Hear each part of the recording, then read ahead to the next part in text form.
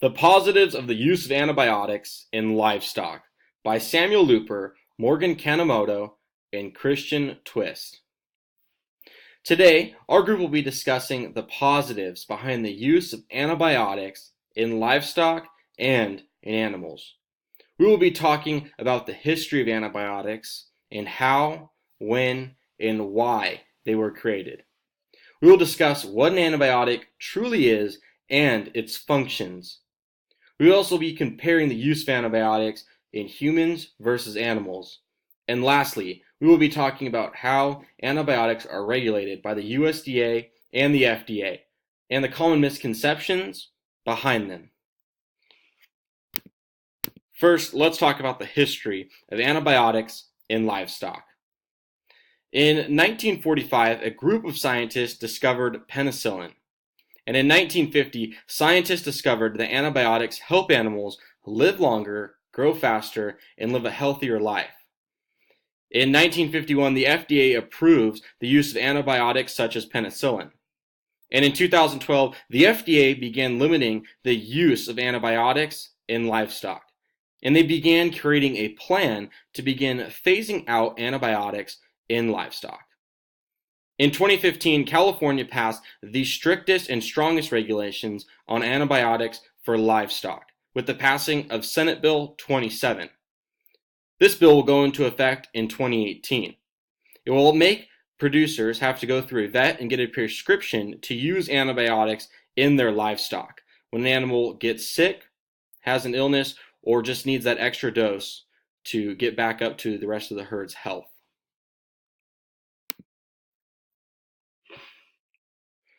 What truly is an antibiotic?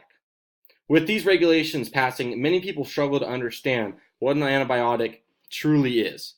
According to the USDA's agriculture use of antibiotics, they are defined as an antibacterial or antiparasitic compound that are derived from microorganisms. Basically, that means an antibiotic is a solution that attacks or fights off the bad stuff in your body and allows your immune system to do the rest. In this picture that we see right here, we can see that antibiotics nowadays are used heavily by humans and not by the livestock industry. We can see that over 56% of all antibiotics are used by humans compared to the 44% of antibiotics used by animals.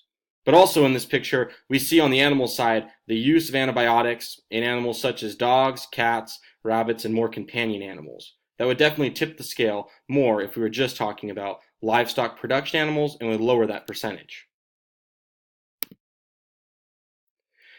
Reasons why antibiotics are used in the livestock industry.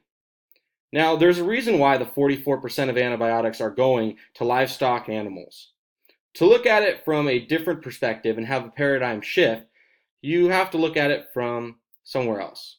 Maybe you see a mother with a sick child that hasn't slept in days due to a bad cough.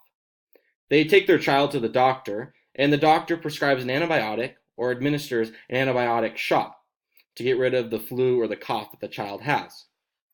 Now, this antibiotic is going to make the child obviously healthier quicker. Now, why wouldn't we want to use this same method in animals that we're going to use for food production? Antibiotic use in livestock does the same exact thing that it does for humans. Antibiotics are used to treat animals that are diagnosed with an illness. They are also used to prevent healthy animals from getting sick from exposure to other unhealthy animals or conditions. They are also maintain and ensure the health and growth among the livestock that the cattle operator or whatever livestock industry has. Back home on my family's ranch, we administer antibiotics not because we need to for growth hormones, but we do it because an animal's sick and because it hurts our production value and lowers our profit margins for the year. This is the reason why we use antibiotics in livestock, really for that economical value. All right. This is Morgan Kanemotto, and I'm going to be talking about the withdrawal period and some of the rules that go along with that. So, people seem to believe that antibiotics in food that we eat are affecting us and our lives in a big, huge way, but that's really not the case. It's not making us grow 10 feet and it's not making us go through puberty any faster, but when people say that, it's just kind of ridiculous.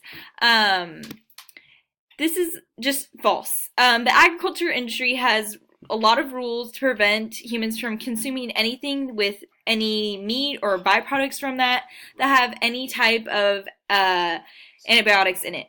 So it's just kind of insane how what the ag industry goes through just to be trashed on. The withdrawal period is the length of time that a producer must wait to be able to sell the animal's products such as meat or milk after administering the antibiotic. So the antibiotic will be outside of the animal system after a certain amount of time, and the uh, farmer isn't even allowed to sell or like slaughter the animal until it's completely out of the system. It makes sure there's no residue from the antibiotic in the meat or other products such as milk or whatever it is. So it can't go to the consumer until it's completely out of the way. So we're going to show a little video where she basically says kind of the same stuff and just some cool new facts. So here it is. Some people think that beef we get from these cows contains antibiotics. This has never been true. Antibiotics are quickly metabolized by the body. This is why when you take antibiotics, you have to take them every day. Each drug has an established withdrawal time, which is anywhere from 0 to 60 days, during which treated animals cannot go into food production. This is verified by the U.S. Food Safety and Inspection Service, the FDA, and the EPA. Okay, so that's the end of that video. She says some interesting facts about just how strict they are. Now we're going to go on to this diagram here. This is basically talking about dairy and dairy farmers and how strict they are about antibiotics. So generally, dairy is kind of given a bad rap for antibiotics and hormones and all that other stuff, but strictly antibiotics is what we're going to be talking about, and just some of the stuff we're going to go over. So a tankard goes to several dairies in a day and picks up their milk to be pasteurized and stuff like that. And if a farmer has antibiotics in their milk, the whole tankard actually needs to be emptied and thrown away. So the farmer whose fault it was basically now not only has a loss of all that milk, but has to pay all the other dairymen who lost their milk how much their milk cost. So it's a huge loss for them. So they really, really, really don't want to do it, and they avoid it at all costs because it would make them broke if they had these mistakes all the time. So basically, they are very, very strict with themselves and everything else. And the FDA also controls this. So just to show how rare this actually happens, out of 3.14 million dairy pickups, only 0.014% had any traces of antibiotics. So this is like extremely, extremely rare that it ever happens, and it would never get to the consumer level. It stops right then and there at the tankard level, and they know, the farmers know, everyone knows when this happens. It's very like there's no secret, it's not secretive at all. So it just shows how the dairy production takes a lot of steps to really ensure that it's just not going to happen. Consumers won't be taking this. So now we're going to go over the positive of antibiotics in livestock. So basically it helps treat animals from diseases and prevent certain diseases. It makes them grow more efficiently, quickly, and it also makes feeding them more efficient because when an animal is sick, the first thing they do is not eat. So it kind of just makes it, they eat more, they get fatter quicker, and just generally they're more healthy.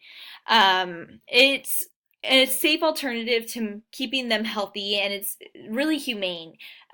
We would rather an animal take some medicine than be suffering for months because they can't be given that medicine. It lowers the risk of death, and death is a huge loss to any farmer because that's just their money being killed off. So yeah, next we're going to be going over the antibiotics. Obviously, the people are doing it consuming antibiotics way more than animals. 10 times more actually. So you and your pets are having way more antibiotics than livestock. And lastly, we're going to be going over the USDA ensuring consumers are safe. So they are actually at every single slaughterhouse, and they regulate that there's no residue on, and it's just safe.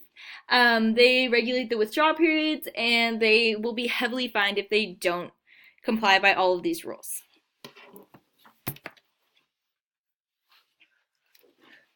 Hi, this is Christian.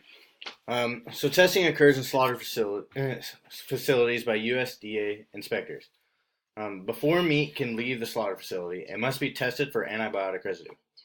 If the withdrawal period is not followed and even the slightest trace of residue is found, then the meat will not pass inspection and cannot be sold. There are 3 different types of tests that can be used, which include a swab test on the premises of the slaughter facility, a kidney inhibition swab, and a fast antimicrobial screen test. Antibiotics are not cheap. Most antibiotics can set back a farmer quite a bit. Draxxin, which is used for respiratory diseases, costs an average of about $500 for every 100 milliliter bottle. Zactran, an antibiotic used for non-lactating cows, costs about $200 for every 100 milliliters. A pour-on dewormer for cattle costs about $180 per liter. The average antibiotic dose per cow is roughly 5 to 10 milliliters, depending on the weight and age of a cow. So normally they're only going to get between 10 and 15 doses per bottle. Because this is much cheaper to prevent diseases than it is to treat it. According to Utah State University's Agriculture Cooperative Extension, this shows that average profit per cow is roughly $73.34. Therefore, farmers must do everything they can to keep costs low in order to increase their own profit. Now we're going to show a video talking about what I just discussed. Here it is. One reason is that antibiotics are expensive, so farmers have to find a careful balance of using just enough to make economic sense without wasting money on unnecessary overuse. The bottom line is that as long as you're cooking your meat, there is absolutely no realistic health concern about eating beef cattle that may have been treated with antibiotics. So enjoy your steak and hamburger, and don't worry about an imaginary dose of antibiotics. Okay. So some common misconceptions about antibiotics used in livestock include that they can lead to other diseases. It has been proven by many organizations that this is simply untrue. Many people think that if antibiotics are overused, antibiotics are overused, but if they're used less, it would cause the death of many, many farm animals. Some people think they are misused in the farming industry, but the people who do use them wrong are outliers and not the usual. There are 2 main types of treatment: therapeutic and subtherapeutic. Therapeutic treatments are treatments after the animal is already sick. These treatments must be used as directed by a vet or other qualified official. An example of this would be treating pink eye with the eye drops in order to get rid of it after they already have gotten the infection. A subtherapeutic treatment are prophylactic or preventative to the disease. They're designed to prevent the disease instead of treat it after it is already there. These treatments are often known for promoting growth inside of the animal. A major reason people are pushing for less antibiotics in the development is the development of antibiotic-resistant bacteria. If an antibiotic is overused, bacteria will develop an immunity to it. However, if these antibiotics are not used, the animal will most likely die. Using less antibiotics is not the solution to this problem. The solution is to develop new and stronger antibiotics. Today, our group discussed the positives behind the use of antibiotics in livestock and animals. We talked about the history of antibiotics and how, when, and why they were created. We discussed what an antibiotic truly is and its functions. We also compared the use of antibiotics in humans versus animals. Finally, we described how antibiotics are regulated by the USDA and common misconceptions. Thank you for your time.